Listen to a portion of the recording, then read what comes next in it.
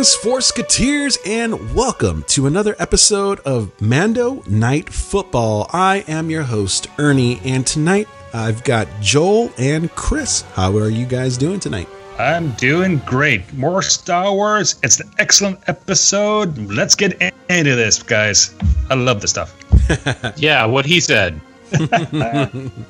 Really quick, as a topic of discussion, it looks like I just wanted to give out a quick thank you. We had an account add us to a list of Star Wars podcasts that is out there, and I just wanted to say a quick thank you to Star Wars Now This. It's a profile on Instagram. Joel, did you have something to do with this? No. It was tagged on Twitter, and I discovered that, and then I forwarded it to you guys by text, and it's good. Apparently, they're collecting all the names and podcasts in the Star Wars podcast community, and they're up like in hundreds of people right now for podcasts. So this shows how strong and vibrant the community is among Star Wars fans, and I humbly thank them because they found our podcast, and apparently we made the list. Yeah. So that's so awesome. It's so wizard.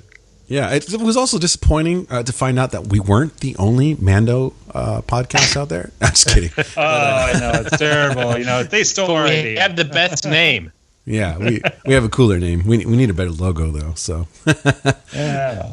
But yeah, no, you know what? I was pretty grateful. It made my day. It put a smile on my face, and I was pretty grateful for that. So thank you guys. We're gonna talk about the Clone Wars tonight. Oh, wait, hold it. I think I'm at the wrong recording. Yeah. Sorry, guys. Oh, sorry. Wrong podcast. No, tonight we're going to be talking about Chapter 12, The Siege. I think I'm going to start it off by saying, well done, Carl Weathers. This was such a fun episode. I didn't know how I was going to feel about this episode with him directing, but it seemed like just a fun episode. It also gave us a little more insight into where the show is going. It seems like that's the theme, at least for the second season. What did you guys think of this episode? I thought that this was probably one of the best episodes of the show so far. And not because of really what happened, but just of the overall implications that it could lead towards the Star Wars universe as we know it. And I know that's kind of like dramatic, but that's just the way that's like the interpretation that I got just as soon as the credits started to roll. It felt like just classic Star Wars, and that's something that we haven't been able to say about everything that's come out regardless of media, since the Disney takeover. So it really warmed my heart. I don't know what it was, though, that made it feel like classic Star Wars, though, but that's just the vibe that I got from it. That's interesting, Chris, because I can see your point if you look at the big picture stuff, air quotes. But really, I just find that like the opening of this episode with the child, in behind the electric circuit board trying to, get the red cable with, was it the blue cable or green cable, and plug it in. I think that really amps things up. I think it's so current. And more power to them, really, because I know it came as a shock to a lot of people, but I find that scene to be so electrifying. He's still going. What is going on? Joel, you're on a roll tonight. This is just cool. Actually, quite frankly, that game just did it for me. I know there's big plot stuff happening, but man, that just little ditty, scene right there at the beginning with that light humor, that got me. That's great. I love that. This was good humor. I know we kind of complained, and so did the Twitter sphere, right? Complained about the egg joke. That one fell short. This joke was funny. The red wire and the blue wire, and I love that he sounded like I did when my son was about a year and a half. You over explain things like 5 times, and I thought the joke was so funny. And, another thing to bring up, too, it's kind of a nice little peek into his life. The day-to-day sort of operations that happens in millions and millions of miles of space, that something has to happen in between. And, yes, repairs, nothingness sometimes. And I just thought it was a cool little peek into their regular life, Yes, and what father or guardian, for that matter, doesn't send their kid or their ward into a dangerous situation to try to fix things? go fix the fence, or go dig a ditch, or grab me a beer, or turn the TV channel off the TV. Sorry, I'm dating myself with that one. But that was amazing, okay? You can see, you can almost see Mando like having a cigarette and smoking while he was screaming at the child. But I want to go back to Chris's point too, as well. That there was something about this episode that did feel more like these Star Wars I think we grew up with. If we jumped ahead, I think a lot of it had to do with that space battle, the little things in between. But this was just a fun little intro that I don't know. I couldn't put my finger on it, but it was just a fun little intro. And the thing that happened in the intro, which I think is a bigger message, is they were having a little meal together, and there's a moment where Mando disconnects his helmet to take a sip of whatever he was drinking or eating. I don't know. Am I reading too much into it, you think? I don't think so. Are you trying to hint at the fact that he's eventually going to go without his helmet or take it off more? Yeah, exactly. I think the facial expressions on the child were kind of hinting at that, I think. I think it's something that they're just going to build up to. I think he has to face it sometime. Nice, Joel. Tell us how you really feel, Joel. Yeah. I don't want to be two-faced about it, so yeah. I mean, it's just a little subtle hint, though, of what's to come. Well, I think that was really this whole episode was subtle hints of what's to come. I don't know about subtle, but this little mask removal was definitely subtle. But it seems like the crew is going back to Navarro because apparently he can't fly a ship that is repaired with fishing nets. Thanks, Mon Calamari, for that. But we see an old friend, Grief Karga, who's now gotten control of Navarro, and Cara Dune. It was nice to see their area, their city, where it's gotten to now, and it looks like Cara is now the local marshal. So that was kind of fun to see her do her thing in the beginning. But what did you guys think of how Navarro is blossoming, and even the message behind it that they need to survive on their own? They can't rely on the Empire, and they can't rely on the New Republic, but they have to do things on their own. What did you guys think of that? Well, I think, Ernie, it just shows that we need more women in law enforcement. They bring good things, like Cara Dune, the magistrate, right? Okay, not magistrate, the marshal, right? Okay, it brings civilization. I like that. This is a Western, right? So more people, more law and order, more prosperity, until, of course, bad things happen. Yeah, I agree with that. It was nice to see. It was nice to see it just kind of become a little more, for lack of a better word, family friendly, even though it's probably not family friendly. But it's almost like when in Return of the Jedi, when you see the Empire get defeated and this kind of like citizen uprising, it sort of feels like a miniature version of that in a way, but just very nice to see. Yeah, and there's so many throwbacks to the original trilogy, right? You got the bikes, right? The speed bikers, bikes. That's amazing. And of course, we'll talk about that. But even when the Mithril person, the blue guy played by Horatio Sands, he went to was the Control Tower, which is right out of The New Hope. This is just throwbacks. And I love the original trilogy throwbacks because I'm that generation, and just it cracks me up all the time. I do buy the Mithril's return, not fully, but it did make sense why he would return. I just didn't like him in the first. He was in the pilot, and I didn't really like his character as much. It was kind of that kind of humor, like that hey ho he, slipping on banana peel kind of humor, and I didn't really like that. And it's nice that they toned it down a little bit for this episode, and actually chuckled at some moments that he had. But it was a moment that I didn't fully buy, but I bought. We'll just go with it. Hey, so let me ask you this, because I know Twitter can be very sensitive about certain social issues. So the Mithril, I don't think he has a name, right? So it's just known as he's the Mithril guy, right? The unnamed Mithril guy. So indentured servitude. He's an indentured servant. Or do you think he's more of a convict labor, right? Because he's paying off his debt to Grief Karga, right? Okay, and Grief is kind of liberal. He's cutting him some breaks. He's taking some years off. I think he still owes him about 300 years of servitude, something like that. We don't know how long the mythical person lives, but I find that interesting because actually some of that stuff actually comes into play if you look at history, right? Indentured servants was a big thing in American colonies, right? So post War of Independence, and convict labor. Look at Australia; it happened there. So I like these little nods to history in a Wild West format or a former setting because there's some truth in history. Yeah, well, even just to kind of throw a little bit more into that is the Mithril is a criminal, and he is in a way, paying back to society through the magistrate, right? The magistrate being Grief Karga. So for me, it wasn't so much even like a slavery thing, right? Like that's the word that I think everybody is trying to avoid. Like it gets a little sensitive, but I think it's because let's lay out the facts.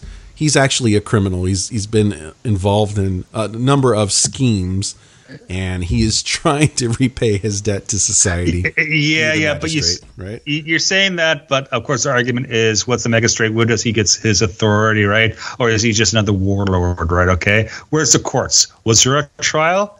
I doubt it. I think they spoke. Okay, well, it's the Wild West, man. It's the Wild West. But it's an interesting little philosophical Law and Order thing, right? Yeah. I wanted to throw something that was probably the most important part of Star Wars lore. Probably the most important piece of this episode was the macaroon. Yes, I'm saying the macaroon because I love macaroons, and that was so. That's what it meant by M count. Yeah. Yes, exactly. Sweet. Oh, but apparently there's macaroons in Star Wars, so win-win. And apparently they cost $50 USD. Oh, really? How much is it at Galaxy's Edge? Because I'm sure they'll be going on sale sometime soon. Too much. Yeah, too much.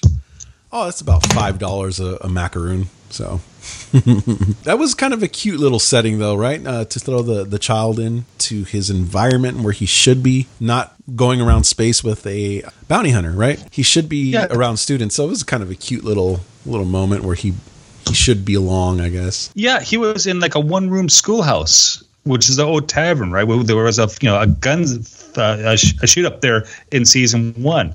That's amazing. A school. Who would have thought about that? Now, it's so like frontier-like. It's a sign of civilization. It's like right out of Deadwood. I love this. I liked how when the child used the Force to get those off the desk, that's just like something that, you when you're a kid and you're watching Star Wars, you're like, man, I wish I could use the Force. It's for little things like that. It's not to like, Force choke somebody or throw somebody across the room. It's like, man, there's a TV remote's right over there on the other side of the room, and I don't want to get up to get it, so I'm just going to use the Force.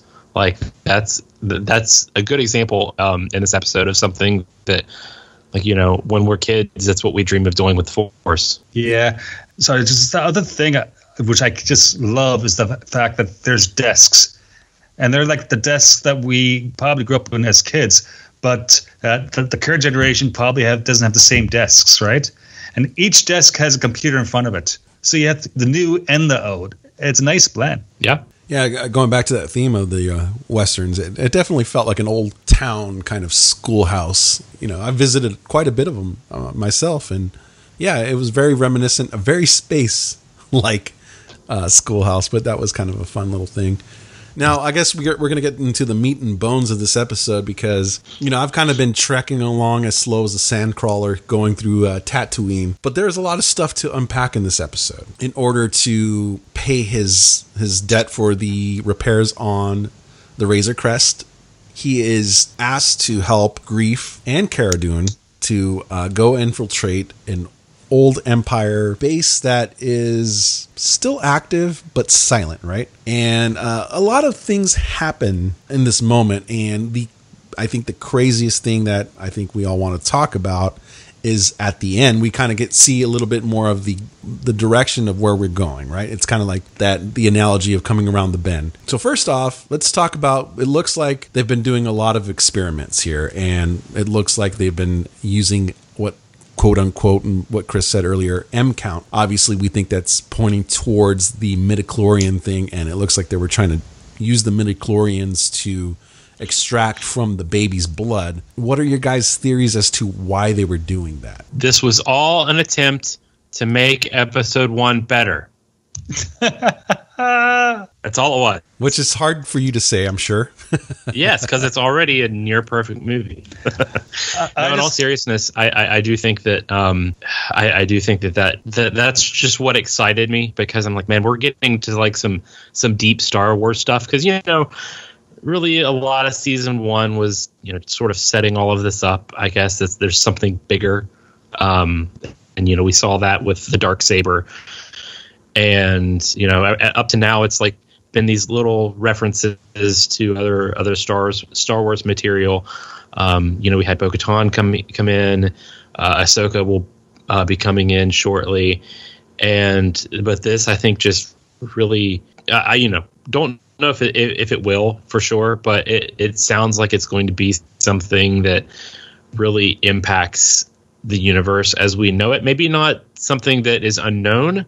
As we can probably talk about our theories here in a second, but I think the implications for where the Mandalorian, the show, fits into the rest of the universe and saga as a whole is just very, very fun to think about and speculate with. Yeah, I think there's a relationship between Mandalorians and, say, clones. We saw that in the Clone Wars, right?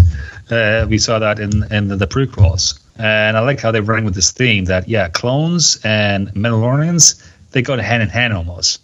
There's like this adversary relationship, or it's the yin and the yang of Star Wars. And it's interesting to see how that's going to play out. Hopefully it's not a copy of other movies or TV shows. So for me, I think it's kind of nice to see Star Wars playing with the morality of experiments, right? Because experiments are a good thing. It's a good thing in science. It advances science in real world right now. But there are some morality questions we have as to certain experiments. I think that's kind of a nice little thing to throw into this whole mess and the storyline that we're trying to unpack as it goes along episode by episode. It makes you wonder what they're doing. First off, they're draining blood from a kid, right? That's the morality issue. Second, what are they trying to do with it that they almost killed the child doing it? I don't know. The obvious thing for me, I think, is Moff Gideon trying to infuse that blood into himself so he can sort of harness the Force. That was like the first thing I went to, because for me, lightsabers equal Jedi, and Jedi, he's got the Darksaber, and that was just kind of an interesting little.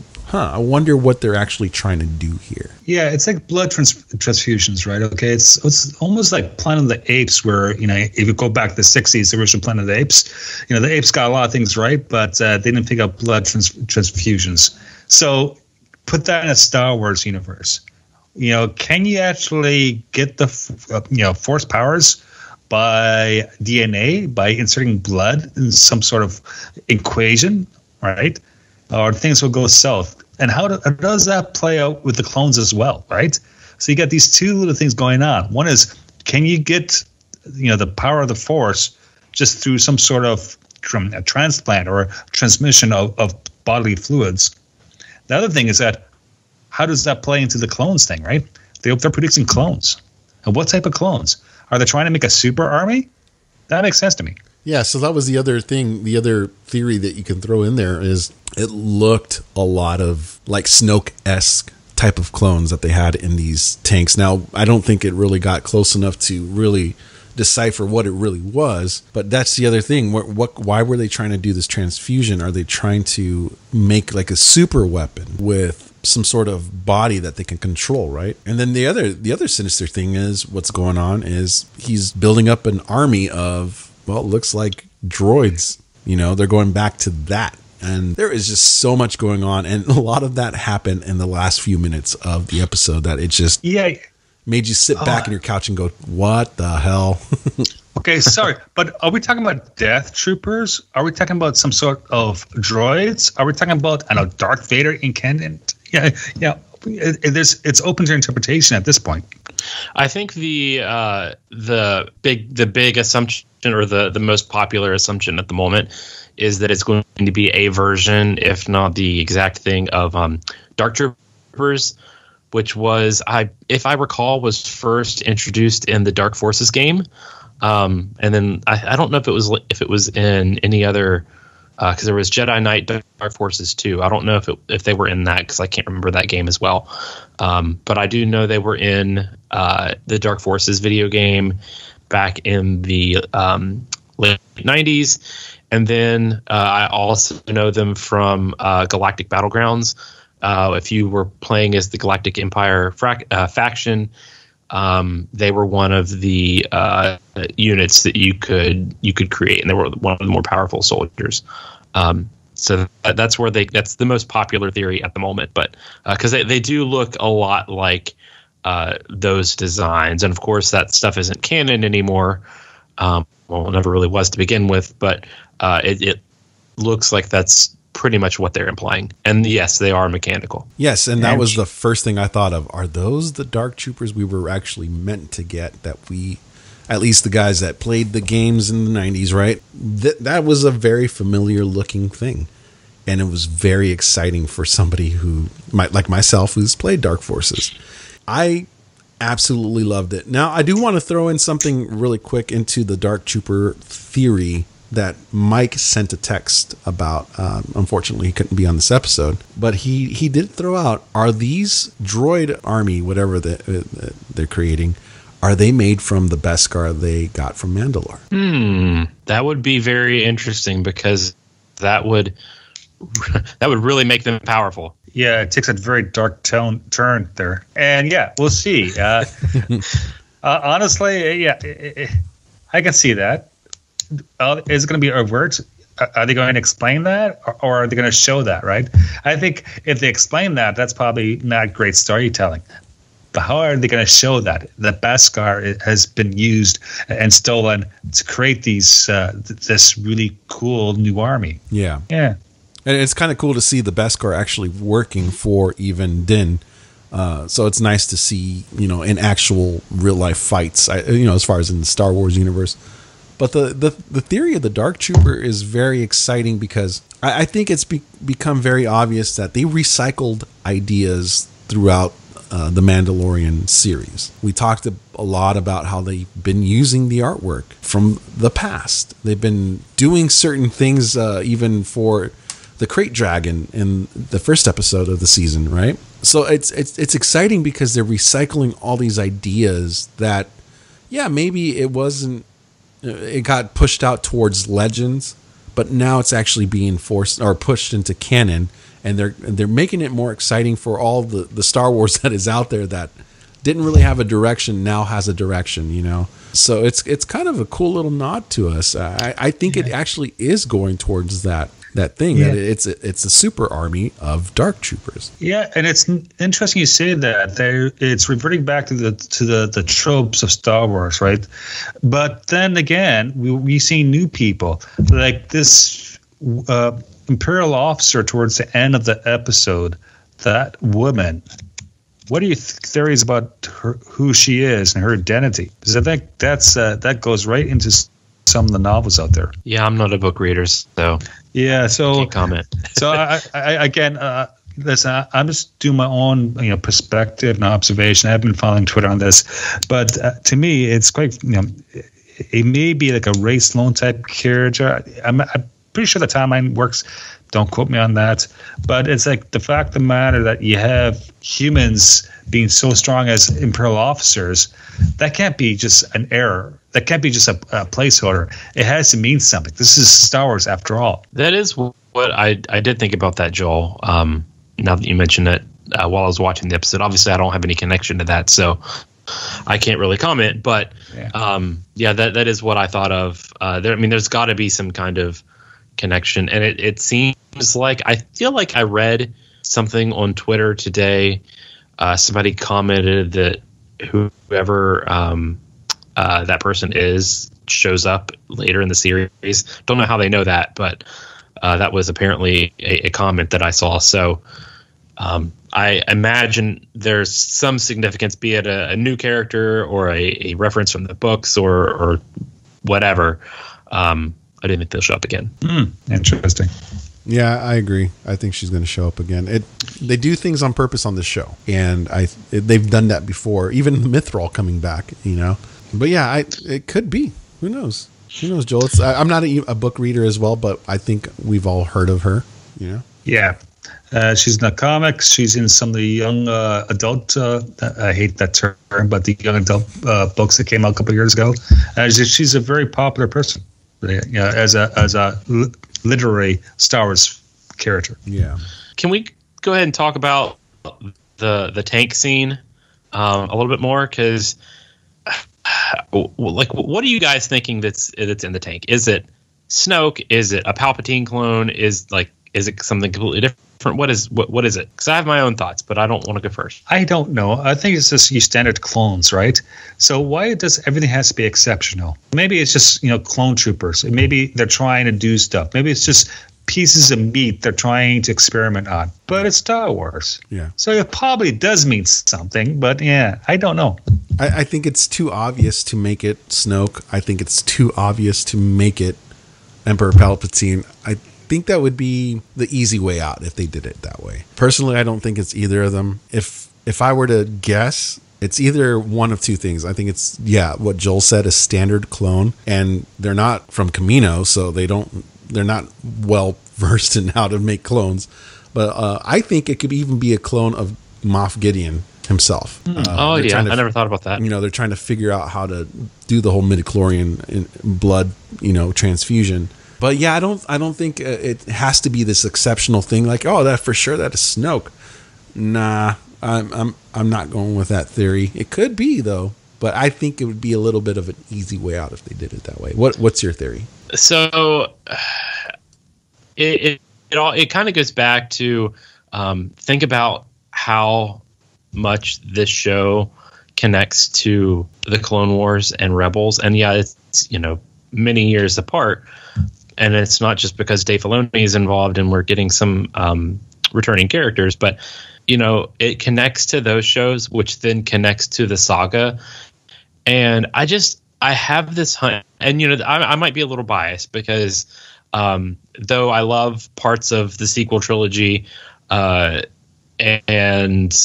have a distaste for one of the films, which we won't get into, I do think that in the grand scheme of things, they kind of botched it a little bit. And I feel like most people would probably, regardless of whether or not you love the movies or not, would probably agree that there's probably a little bit of, they could have been a little more organized.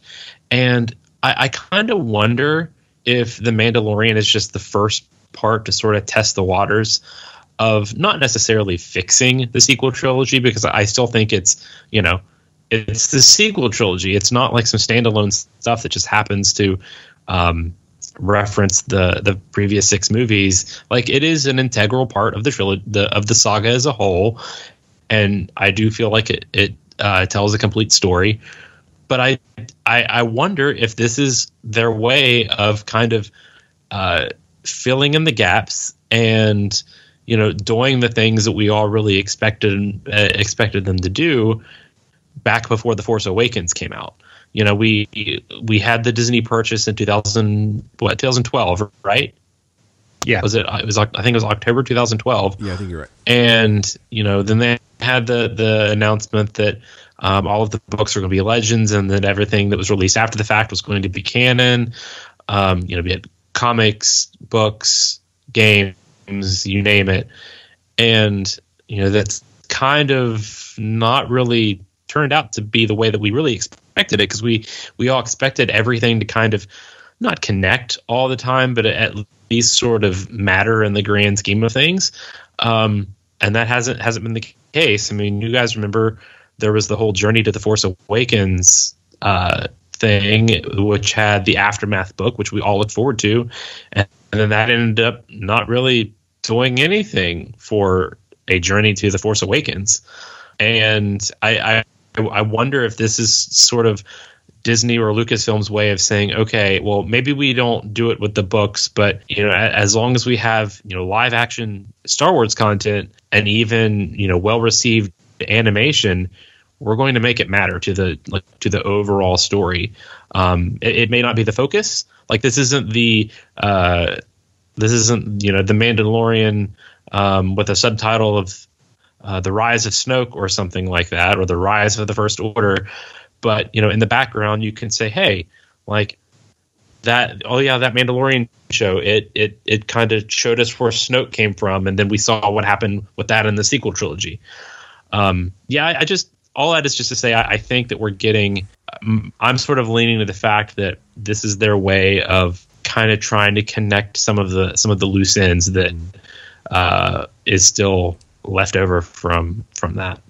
Yes, Chris, I can see your point, because in Star Wars, at least as an IP, almost everything is connected, which I think is actually a weakness of Star Wars. For instance, I have a new girlfriend, which I've codenamed Smiling Rose for podcasting purposes. And last week, I made her watch Star Wars A New Hope for the first time. She was unfamiliar with Star Wars. You know how many questions she had about, who's this, who's that? What does that mean? So basically, it was me giving a ring commentary over A New Hope for 2 hours, right? Mm-hmm. Right? So you take the Mandalorian. Yeah, they're trying to connect the dots for all the IP that's out there, and quite frankly, I think that does a disservice to the story. That's one of the reasons I don't particularly like Solo. I think the Mandalorian should be standing alone and having its own tales being told within a very micro, setting, as opposed to the macro level where, everything's connected. It must be Palpatine, or it must be, whatever. I do definitely get your point there. And honestly, if I had to choose, I would probably rather have that than have an all connected story. I mean, if you're going to do it with the Mandalorian, then why can't you do it with some of the books? Would be my argument. But yeah, I mean, you're probably right that this isn't connected, and it is going to just be this. 3, 4, or 5, however many seasons we get of this show, that's going to tell a story. It's going to have a beginning, a middle, and an end. And it's going to reference, Ahsoka and Bo-Katan, and we'll probably won't see the last of the child. It's going to have a finite conclusion, instead of just being a continuation of Episode 6 that leads into Episode 7. Yeah. The other thing which Star Wars is really good at doing is flipping, the polarity, the pole, so to speak, right? Okay, it reverses it, right? Who's in power? The Empire, or is it the good guys, right? Clones, are clones the army, or are they done? I know we have these stormtroopers who can't drive speeder bikes down a hill properly because everything's in disarray and they suck so bad, right? It's the inept. So eventually we'll get the First Order with other stormtroopers. But right now, during the time period of the Mandalorian, stormtroopers suck.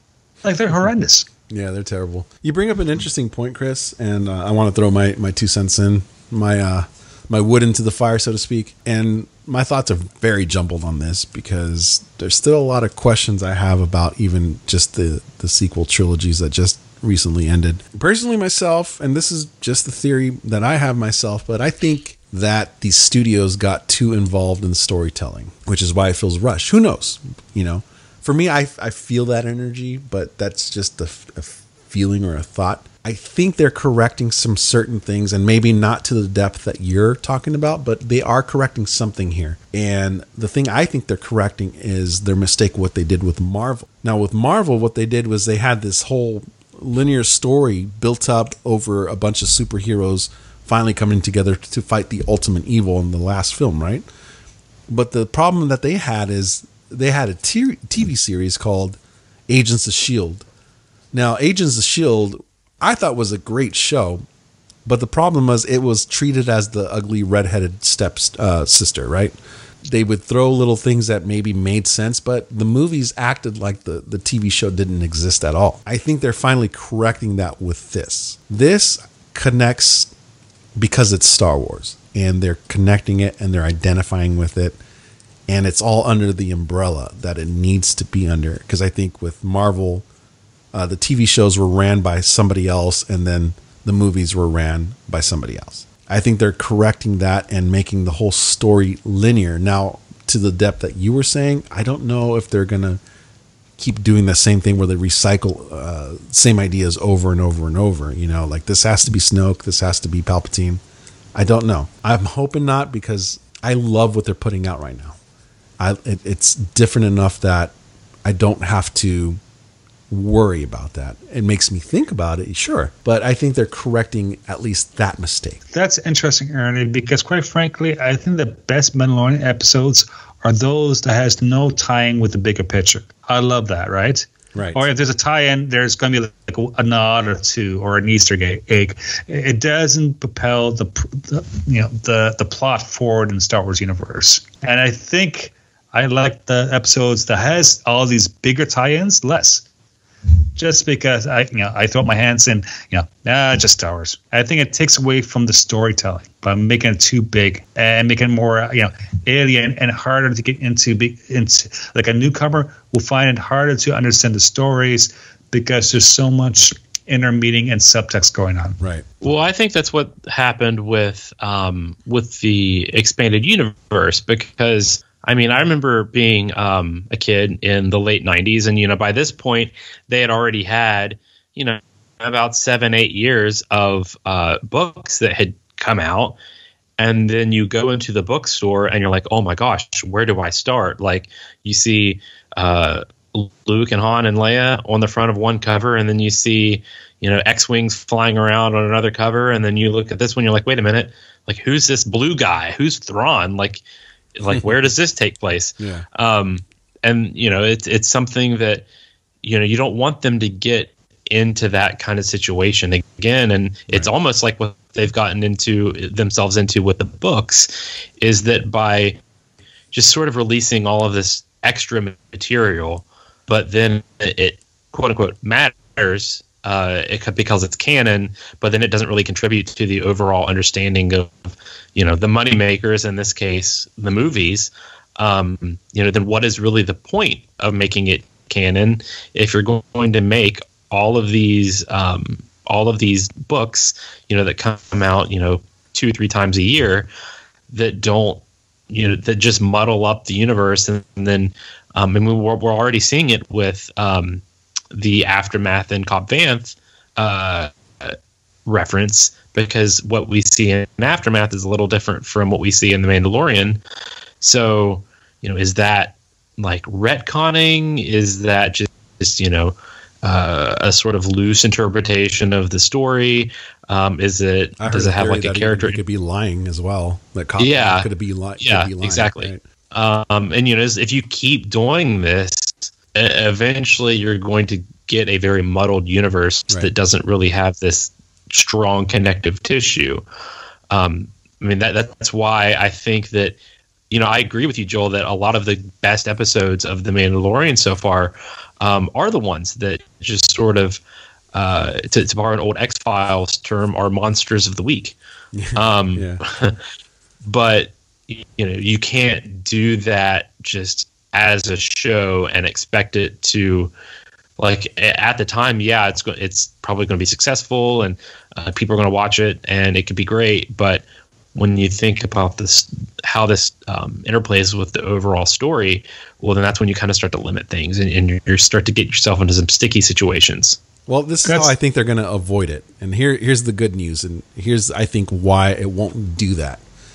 You got to look at the foundation of why the show is created. And it goes back to the writer, the series creator, Jon Favreau. Jon Favreau himself stated that he wanted to do something because he thought Boba Fett was cool, Yeah. And from that, those bones, the foundation is nothing but love for a character that is in a universe that everybody loves, right? So I think the best thing that this show, and why it's succeeding now, why it feels like Star Wars and why it doesn't, is because Jon Favreau is writing a story specifically on a guy who is dressed like Boba Fett. Yep. And there's little hints of Star Wars here and there, and this is why it's not muddled up to this point. I think if too many fingers get in the cookie jar, I think there might be some problems here. But the fact that Jon Favreau is course correcting every single thing that's happening in this series, I think we are good to go. I think that's why it won't go there, at least up until this point right now. Yeah, I think Jon Favreau is definitely fleshing things up, and he really needs to rely on the armor against the studios, so to speak. But just going back to what Chris was saying, it's funny about the whole canon business because it's generational. Because I was a kid, like a small child, when New Hope came out, right? And the only thing that mattered back then were the movies. But each generation with more IP out there, with more different media, it's books and video games and all that stuff. I think I see a lot of points that you guys were saying about the Marvel universe. It's getting too messy, and because they're trying to put all the connections together. And I'm thinking to myself, I like the fact that Jon Favreau is doing this frontier Western story. Keep it like that. To me, that's sacred. That's almost like it's a way of storytelling. Yeah. They always say like a cop should retire when the job comes home with him. I think once Jon Favreau gets tired of doing the show is when he should end the series. And I think the love is still there. It's still very strong in these episodes, and I absolutely love that. I just wanted to bring up, as we're winding down here towards the end, I wanted to talk about the cutest moments in this episode, and that was a lot of going back to Baby Yoda, the child. No, it's a small rodent. It's a small rodent that was saved in the first... No. Oh, God. Come on. The most exciting moment in this episode was the fact that the Razor Crest came out of nowhere and saved them from being attacked by TIE fighters. That whole chase scene was absolutely amazing, right? They really tied one on there, yeah. Dude. Oh, God, Joel. God, that was so exciting, though. That's a lot of the like the pirate adventure feeling that we get from Star Wars, right? The chases and whatnot. But the way that the Razor Crest came out, and then they started doing the thing where he cuts the engine and drops down in space, back towards Earth, or Navarro, and Baby Yoda's throwing his hands up. God, that was so much fun, and that was almost like we were Baby Yoda. We were throwing our hands up like, this is such a fun episode. I'm going to enjoy the ride, right? And then the child pukes, because this is what happens when you do these maneuvers in with major G forces happening. Okay, right. You puke. This was such a fun episode, man, and what a great way to end it, I think. Yeah. Well, one last question for you: do you think that this week is when we see Ahsoka? Yes. Joel, I think. Let me answer Joel's for Joel. Yes. Yeah. No. This story's on track for that. I think the most obvious thing is that tracker. Forget. Oh, Joel. No, I think the most obvious thing why Ahsoka would be in the next episode is just because Dave Filoni is directing the episode. Yep, I agree. It has to happen. So, I think next week's episode is going to be probably the most interesting one. And, you were bringing up that whole thing, was it an episode ago or 2 episodes ago, that you don't want her to become like the biggest thing that happens and muddles the story. I think that's probably the more, compelling part. I think that I'm looking forward to how they handle that. Yeah, me too. By the way, I'm not sure if you guys know it because of the whole COVID thing, but the holidays are fast approaching. So this is a time when you have a very popular new character, so you can sell merchandise. Yep. Yeah. I do think that we are going to see her on Friday, and in fact, I don't have to work on Friday, so my plan is to stay up until 2:00 when it goes live, 2:00 Central Time, that is, and watch it whenever it gets posted. Heck, darn you guys! I work in Canada. I don't have the day off on Thursday. Or Friday, for that matter. I have to work. It's funny. When this episode got released, it was late, and I was like, I should go to bed. I shouldn't. And then I clicked it on. Of course, I turned it on. It was like 1:30 in the morning. But you guys want to do a number rating for this one, because this was an exciting episode. I'm going to be bold and give it. I was originally going for an 8.5, but after talking about it, I think I'm going to give it a 9. Ooh, I like it, Chris. Curveball. All right, Joel, what about you? I give it a solid 8, just because the first part was so shocking and electrifying and just powerful, right? It speaks to the current situation. So yeah, The current situation. you have to plug yourself in, man. That's how it works. Okay. That one was good, Joel. Like, that one really made me laugh. There you go, Chris. I'll probably give it an 8.5. I was debating whether or not I just want a solid 8. I like episodes like these where it advances the story, but it's enough in the middle where you don't know what's going to happen next. I like the adventure aspect of this episode. I love the space battles, and also I love theory. So when episodes like this do that and it's a perfect storm, I think it's exciting. Plus, having Carl Weathers behind the helm be successful and actually direct this episode to perfection, I'm all down for it. And just really quick to throw out there too, the exciting part of this also was the little wink of Paul's son Hyung Lee returning again as Captain Teva and questioning Cara Dune. That was kind of fun too. I forgot to mention that. Yeah. So by the way, it's throwing a little side story for her too, which is awesome, which is very much in line with Star Wars lore. Yeah, I just love the fact that Carl Weathers directed it, and it wasn't Rocky at all. I want you. Thanks for listening along, guys. You can follow along. Just make sure you download and listen to our podcast whenever they come out. So make sure you subscribe, and we'd also appreciate some ratings. I don't think we've actually asked for ratings. It'd be nice to get some ratings for you guys, and we'd appreciate it. Follow our Twitter at Mando Night Pod. Joel, where can we find you? I'm on Twitter at Joel, Joel_Welch, WELCH. I also have my own podcast called the Sci-Fi Pubcast, which is science fiction, general variety pub conversation type show that's been around for a couple years now, and we have fun. It comes out every 2 or 3 weeks. Awesome. Christopher? I am at The Curse of Chris. Beautiful. Nice and simple. Love it. You can find me on Instagram at YourBuddyErnie. And until next time, guys, don't eat macaroons.